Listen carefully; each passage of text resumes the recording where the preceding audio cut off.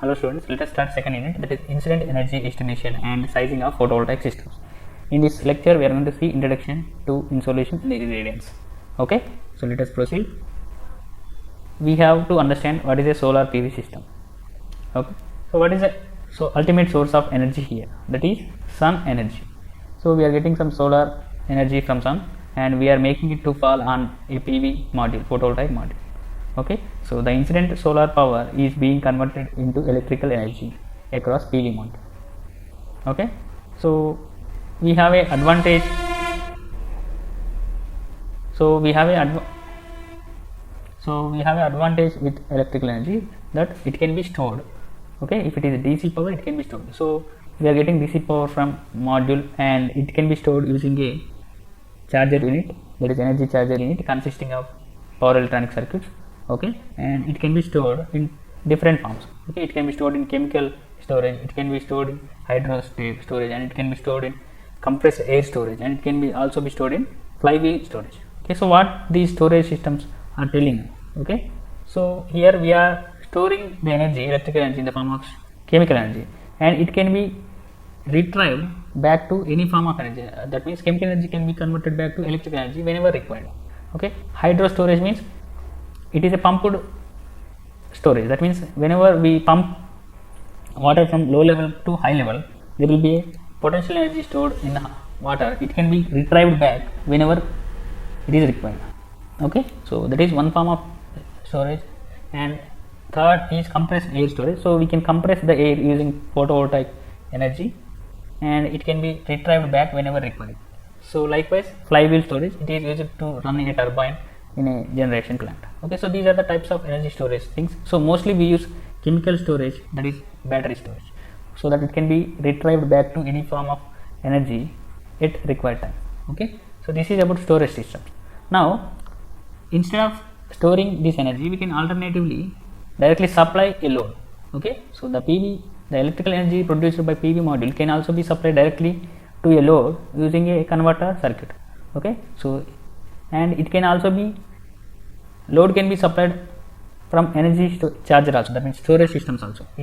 Load can also be supplied from storage systems also.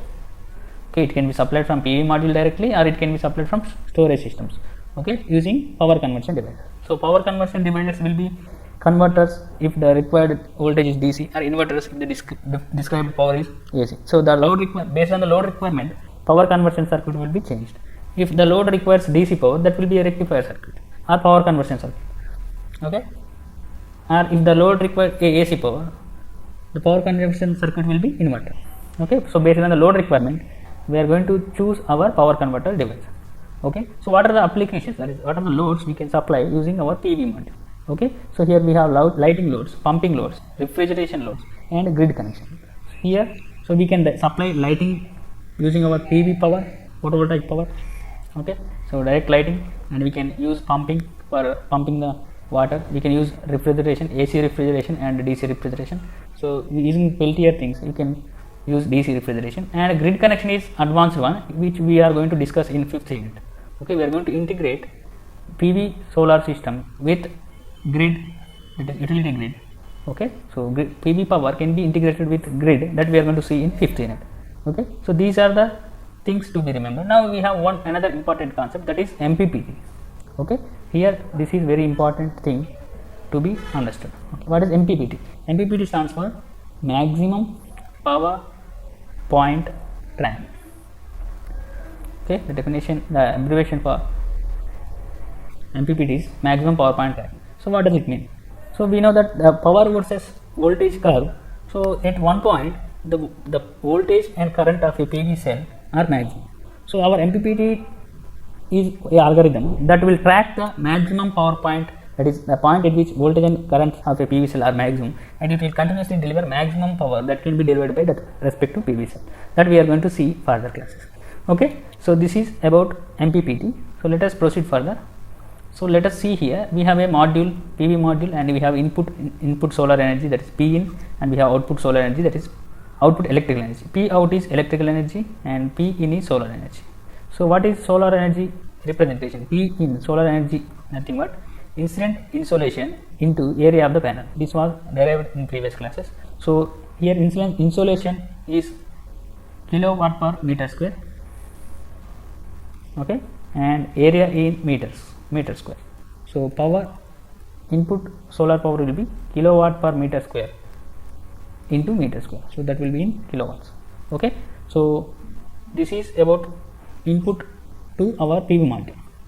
Okay, now what we are seeing here we are finding the efficiency of the PV panel. Here you can see efficiency is nothing but output power by input power. So output power is Vm into Im by input power is insolation into area of the panel.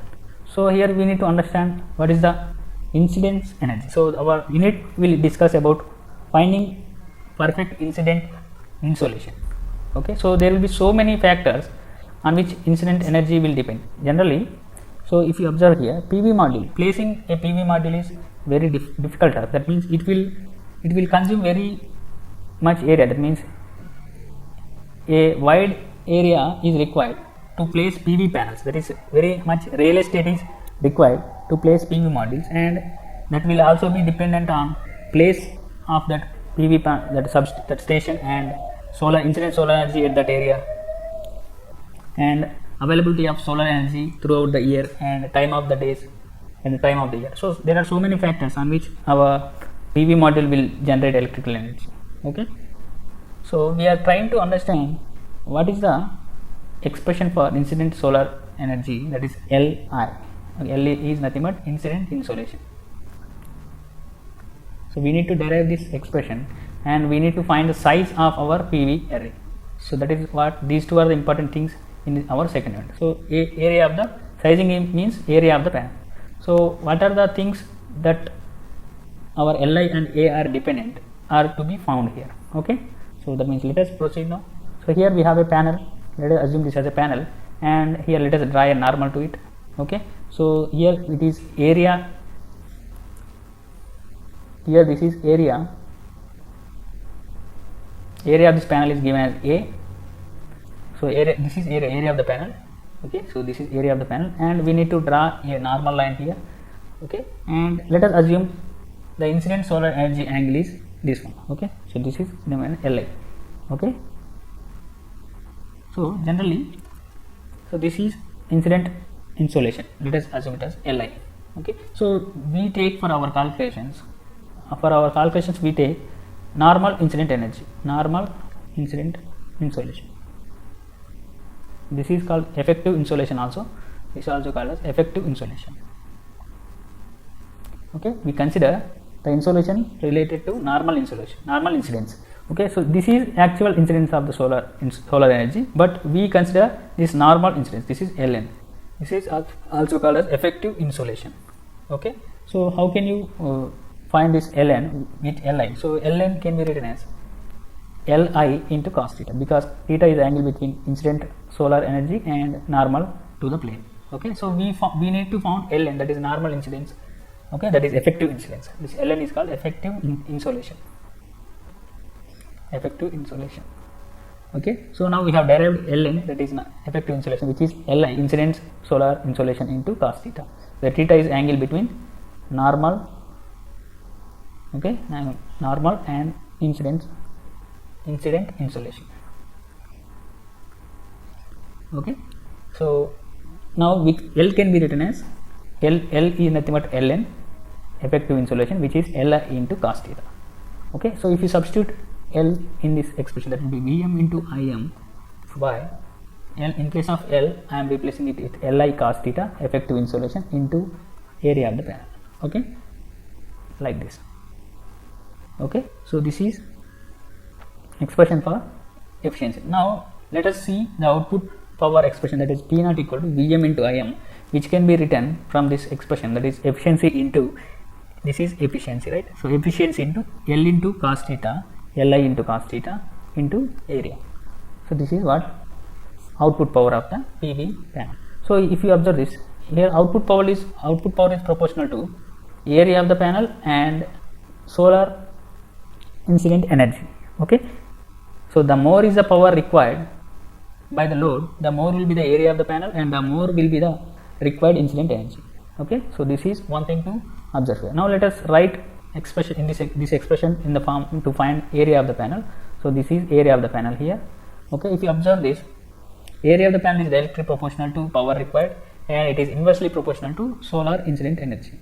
So if the more is the solar incident energy, the less will be the area required for solar panel. Okay, that means Li should be more to have small area panels, so that it can reduce the cost of the production of the panel. Okay, that means incident energy should be very high in the area where we choose to place a solar power station. Okay, there Li should be very more, so that area of the panels required to generate electricity will be very less. And if the power required by the load is high, the area of the panels will be high. So mostly area of the panel is dependent quantity on power output power required by the load and incident solar energy. Okay, if the more is the incident energy, solar energy, the less will be the area of the panel. So these two things are very crucial here: incident energy, incident insolation, and area of the panel. These two are the things to be discussed in our second unit.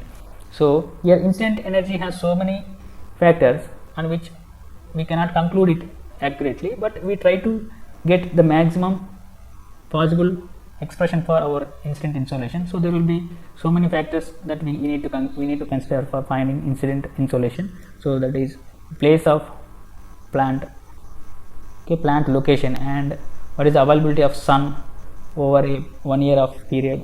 So how much time it is available for 1 day, and what is the humidity, what is the water vapor content in that area. So there are so many other factors on which Li is dependent. If we can conclude one effective expression for Li, we can get the value of area, which is a dependent quantity on Li, which is inversely proportional to Li. So if we try to increase this Li somehow, okay, we can reduce the area of the panel, so that we can reduce the cost of the production. So the one important drawback of this solar power plants is its initial cost. So that is due to high cost PV panels. So if you somehow reduce the area required to produce the same power, so you can reduce the cost, so that you can improve the installation capacity of the power plants. Okay, so these two are important things here: area of the panel